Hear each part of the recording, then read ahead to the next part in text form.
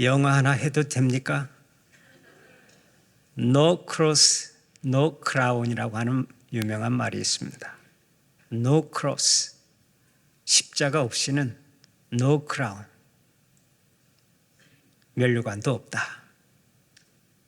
많이 들어보셨죠? 고난 없는 영광은 없다는 말씀입니다. 영광이 있는 곳에는 반드시 고난이 뒤따랐습니다. 축구선수 손흥민이 세계적인 선수가 되기까지는 숱한 고난의 길을 걸어야 했습니다. 우리가 아는 대로 손흥민 선수는 왼발을 오른발처럼 잘 씁니다. 손흥민 존이라고 해서 손흥민 선수가 왼발로 가마차기를 하면 그대로 골망에 꽂히는 경우가 많지 않습니까? 축구 선수 출신인 그의 아버지 손웅정 감독은 자신이 직접 아들을 훈련시켰습니다. 그가 쓴 모든 것은 기본에서 시작한다라는 책을 보면 아들을 훈련시킬 때 눈이 오나 비가 오나 휴가를 가나 1년 365일을 똑같이 훈련시켰다고 합니다.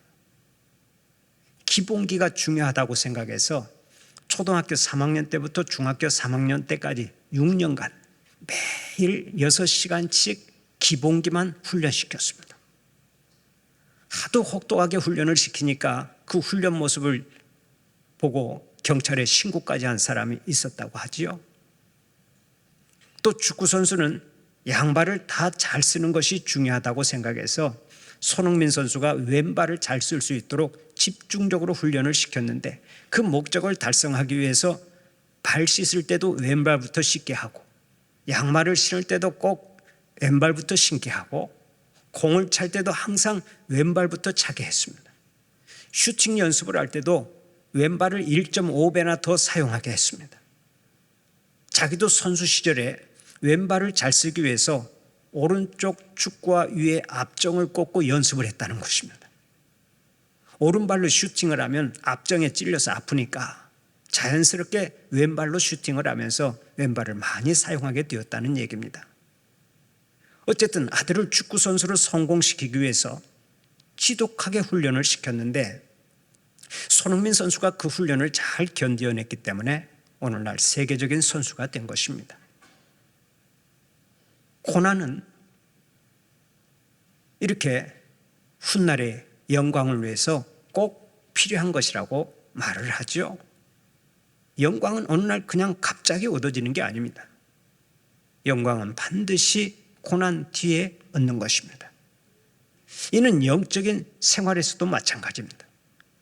영적으로 부흥하고 모든 일에 승리하고 주 안에서 잘 성장하려면 먼저 고난의 터널을 지나가야 합니다.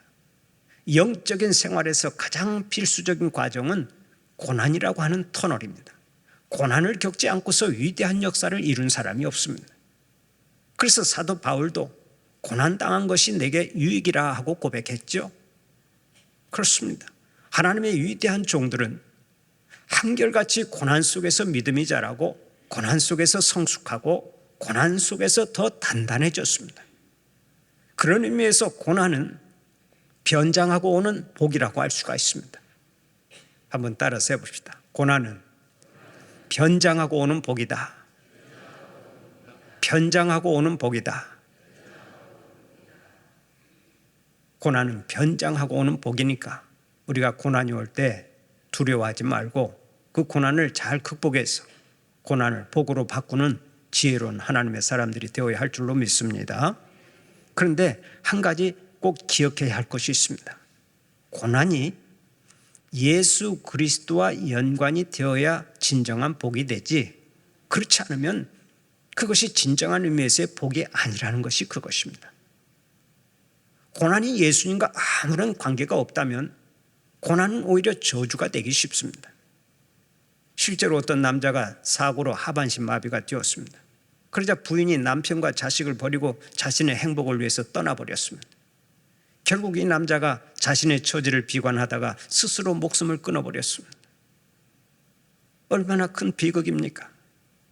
고난이 예수 그리스도와 연관이 되었더라면 그의 인생은 분명 달라졌을 것입니다. 어떠한 고난이든 그 고난이 복으로 바뀌려면 반드시 예수 그리스도와 연관이 되어야 합니다.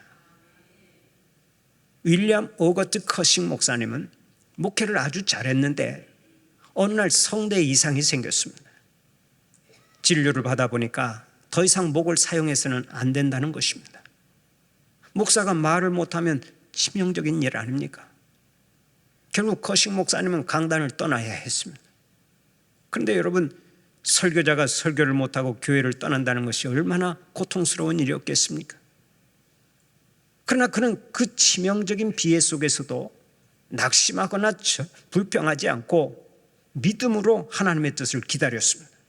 그러던 어느 날 기도 중에 아름답고 감동적인 찬송시를 써서 설교를 대신하리라고 하는 생각을 떠올렸습니다. 그때까지 한 편의 찬송시도 써본 경험이 없는 커싱 목사님이 시편 17편 8절 말씀을 본문으로 찬송시를 써내려갔는데 그 찬송시가 419장의 찬송이 되었습니다. 주 날개 및 내가 편안히 쉬네 밤 깊고 비바람 불어쳐도 아버지께서 날 지켜주시니 거기서 편안히 쉬리로다. 주 날개 및 편안하다 그 사랑 끊을 자니뇨 주 날개 및 내 쉬는 영혼 영원히 거기서 살리. 이 주옥 같은 찬송시가 지극히 큰 시련 가운데서 고난 가운데서 탄생이 된 것입니다. 저는 이 찬송을 부를 때마다 얼마나 감격스러운지 몰라요. 그 배경을 아니까. 이것이 고난 가운데서 나온 주옥 같은 찬송시거든요. 이 찬송가를 이 시간에 우리 1절 3절 함께 불러보았으면 합니다. 419장입니다. 주 날개 및 내가 편안히 쉬네 밤 깊고 비바람 불어쳐도 아버지께서 날 지켜주시니 거기서 편안히 쉬리로다.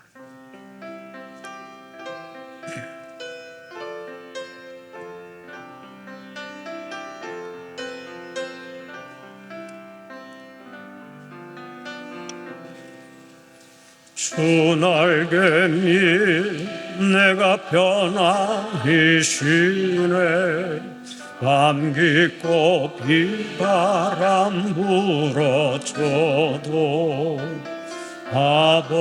아버지께서 날 지켜주시니 거기서 편안히 쉬리로다.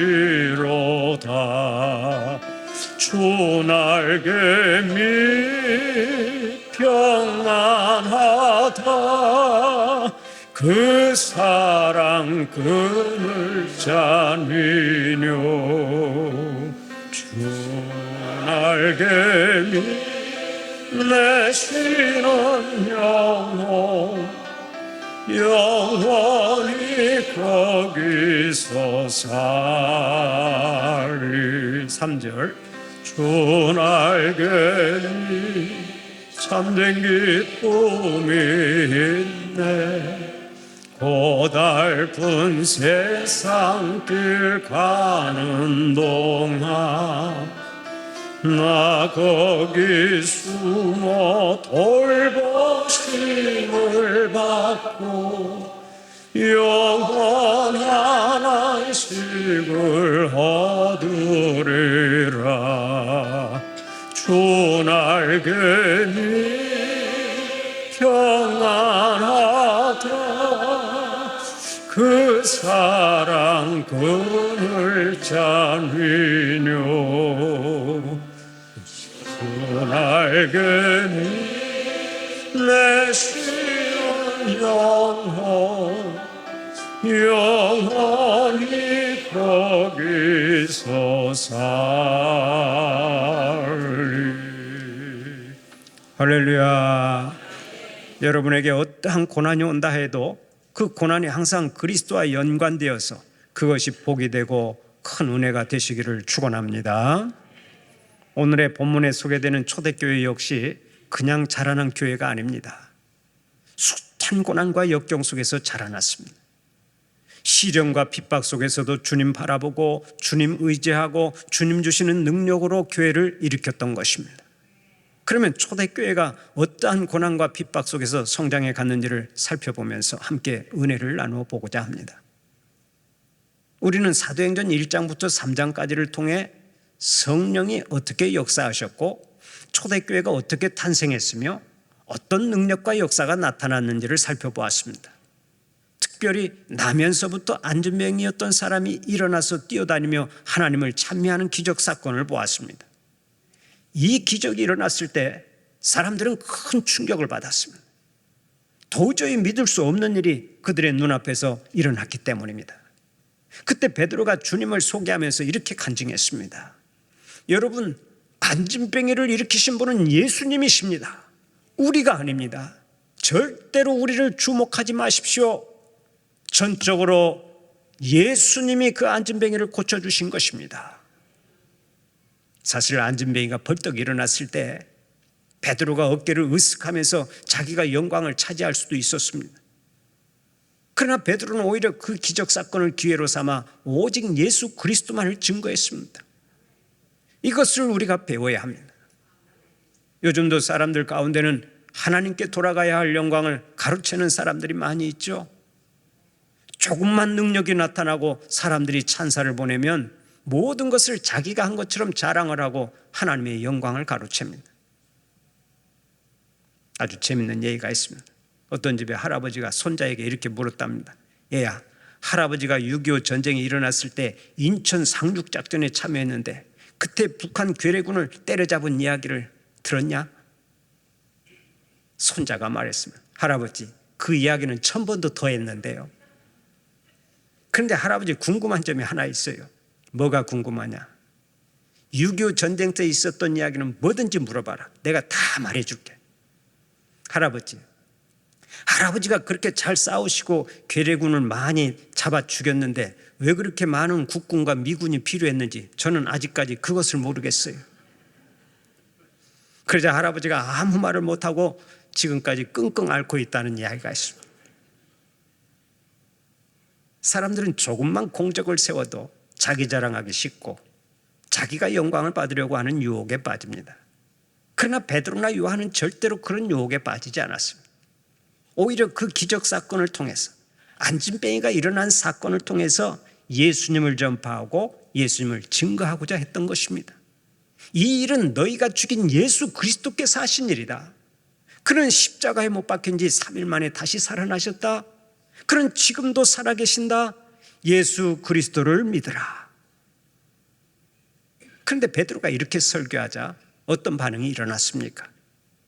좋아하는 사람도 있었지만은 그 설교를 듣고 싫어하는 사람들이 있었습니다. 오늘의 본문 1절 2절 말씀을 읽어보면서 그것을 확인해 볼까요? 1절 2절 말씀 다시 한번 봉독합니다. 사도들이 백성에게 말할 때에 제사장들과 성전 맡은 자와 사두개인들이 이르러 예수 안에 죽은 자의 부활이 있다고 백성을 가르치고 전함을 싫어하여. 처음으로 복음을 반대하고 거부한 세력들이 나타났습니다. 그들이 누굽니까? 제사장들과 성전 맡은 자와 그리고 사두개인들이었습니다. 여러분, 좀 이상하지 않습니까? 이들은 누구보다 더 주님을 잘 섬기고 주님을 위해서 살아야 할 사람들이었기 때문입니다. 그런데도 이들은 복음 전하는 자들을 싫어하고 복음을 거부했습니다. 여기서 우리는 하나의 진리를 발견하게 됩니다. 교회를 핍박하는 세력은 외부에만 있는 것이 아니라 내부에도 있다는 점이 그것입니다. 교회의 성장과 부흥을 방해하는 것은 외부에서 오는 핍박과 고난도 있지만 내부의 비판과 분열과 위선과 거짓이 될 수도 있습니다. 오늘의 현대교회를 보십시오. 똑같습니다.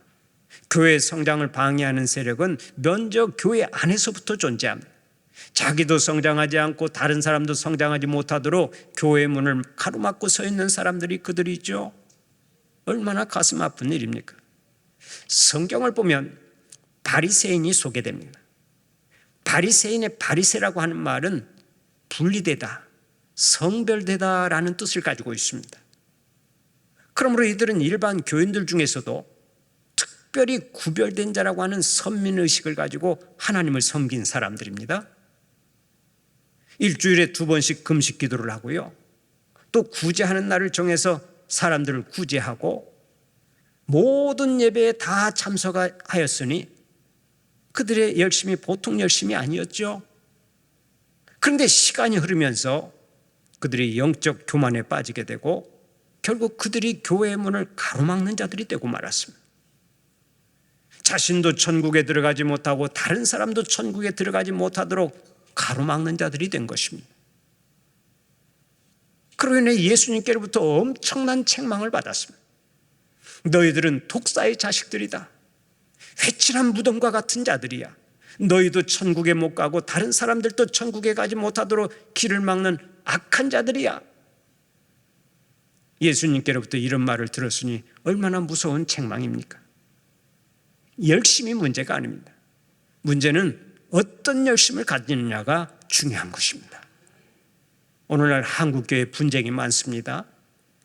그런데 분쟁이 있는 교회의 공통점이 무엇인지 아십니까? 그 한가운데는 꼭 열심 있는 성도들이 서 있다는 것입니다. 그러므로 조심해야 합니다. 정말로 내가 순수하게 주님을 위해서 열심을 내는지 아니면 나의 유익을 위해서 열심을 내는지 잘 살펴야 한다는 말씀입니다. 그래야 교회의 걸림돌이 되지 않고 끝까지 디딤돌로 충성을 다할 수 있는 것입니다. 오늘 예배드리는 우리 성도들은 교회의 걸림돌이 되지 말고 오직 디딤돌만 되시기를 축원합니다. 한번 따라서 해봅시다. 교인들의 걸림돌이 되지 말고 오직 디딤돌이 되자. 옆 사람에게 한번 이야기해 주세요. 성도님, 저는 디딤돌입니다. 저 때문에 복 받기를 바랍니다. 말씀 잘 하셨습니까? 저는 걸림돌입니다. 그렇게 말하신 분 안 계시죠? 저는 디딤돌입니다. 저를 밟고 행복하게 신앙생활 하시기 바랍니다. 그렇게 해야 훌륭한 교인이 되는 것입니다. 또 하나 알아야 할 것이 있습니다. 그것은 진리라고 해서 다 좋아하는 것이 아니라는 점입니다. 한번 생각을 해보세요. 진리라고 하면 다 좋아해야 되잖아요. 선이라면 다 좋아야 하고 정의사회가 이루어진다면 다 환영해야 되잖아요. 그러나 그렇지 않습니다. 진리를 소유하지 않은 사람들에게는 진리를 소유한 사람이 거추장스럽고 부담스러운 것입니다. 불의한 사람에게는 정의로운 사람이 기쁘지 않습니다. 오히려 그들이 무섭고 두렵습니다. 왜 그렇습니까? 근본적으로 어두움은 빛을 싫어하기 때문입니다. 그래서 어두움에 거하던 자들은 끝까지 어둠 속에 있기를 원합니다. 본문에서도 그것을 볼 수 있잖아요.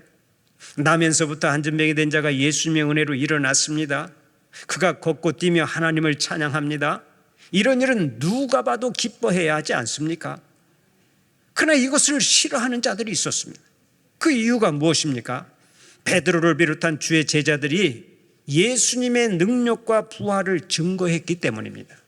자신들은 예수님이 죽었고 절대 부활할 수 없다고 생각했는데 자꾸 부활했다고 주장하니 싫었던 것입니다. 예수님의 부활이 사실임에도 불구하고 그들은 끝까지 부정했습니다. 자신들의 권위와 체면과 자존심 때문에 잘못을 인정하지 않았습니다. 자신의 잘못을 겸허하게 인정하고 하나님께 돌아와 회개했다면 그들의 인생이 완전히 달라졌을 텐데 그들은 그 길을 거부했습니다. 얼마나 불쌍한 인생들입니까? 하나님께 돌아와 회개하는 것은 절대로 죽는 길이 아닙니다. 유일하게 사는 길입니다. 그러므로 회개는 심판이 아니라 복이라는 말씀입니다. 회개는 스스로 죄를 책임지라는 말이 아니라 죄를 인정만 하라는 뜻입니다. 책임은 하나님께서 지시겠다는 거예요. 이보다 더 놀라운 복음이 어디 있습니까? 여러분들은 죄가 보일 때마다 즉각 회개하는 자들이 되시기를 바랍니다.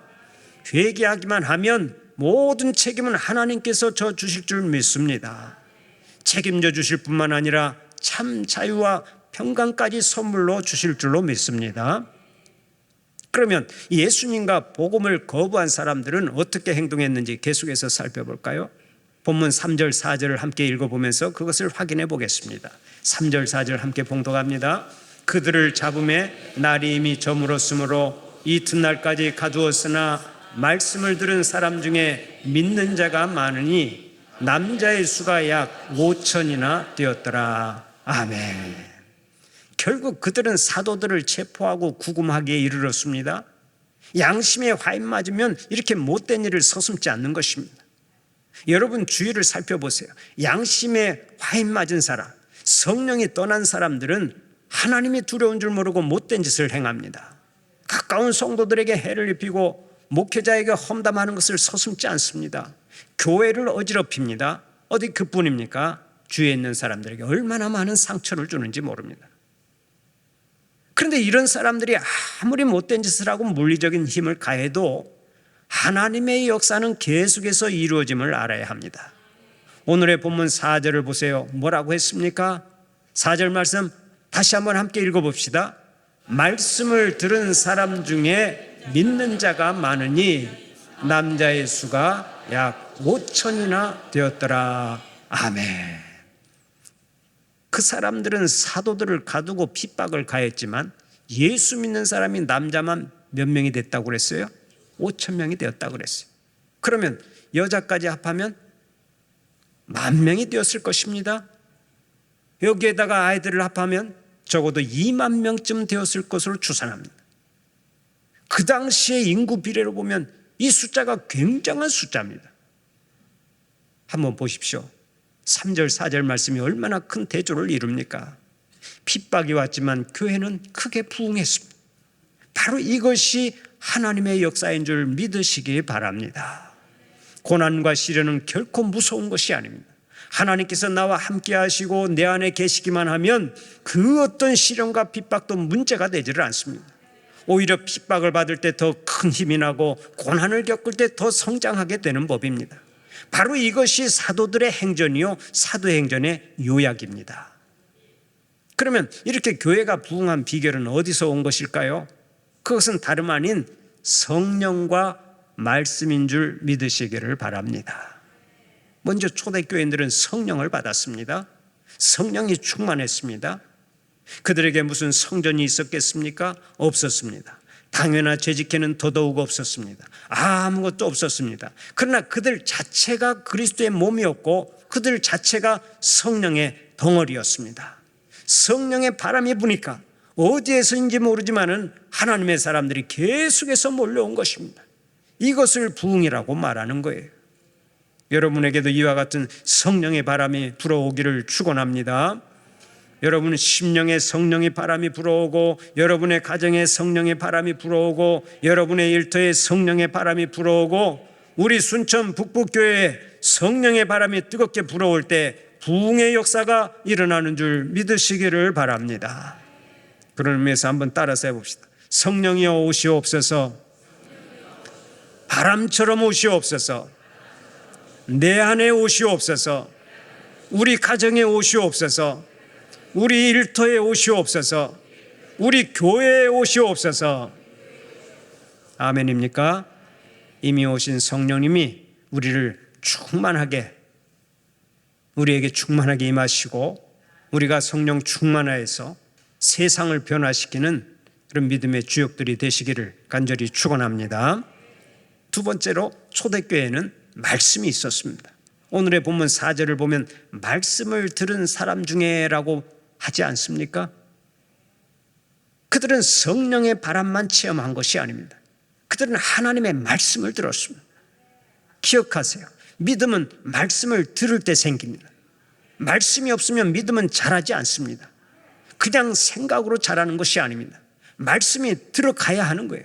그래서 그들은 설교 말씀을 듣고 성경 말씀을 묵상하고 성경 말씀으로 훈련을 받았던 거예요. 우리 교회 성경 묵상 훈련팀이 있는 것도 그 이유가 바로 거기에 있는 것입니다. 말씀을 묵상하고 말씀으로 훈련받고 말씀으로 충만할 때 우리에게 귀한 열매가 거두어지고 또 하나님의 영광을 높이 드러내게 될 줄 믿으시기를 바랍니다. 또 하나님의 말씀은 살아 움직이는 운동력이 있습니다. 칼과 같이 찔러 쪼개며 사람의 마음을 꿰뚫어 봅니다. 능력을 행하게 합니다. 구원을 얻게 합니다. 이것이 말씀의 역사입니다. 여러분들에게 이 능력의 말씀이 항상 충만하시기를 축원합니다. 우리의 심령을 마귀가 점령하고 있으면 악한 행동이 나옵니다. 그러나 하나님의 말씀으로 충만하면 범사에 능력 있게 살아갑니다. 시험을 이깁니다. 범사에 감사가 넘쳐납니다. 담대하게 살아갑니다. 항상 승리하는 사람이 됩니다. 하나님께 큰 영광을 돌립니다.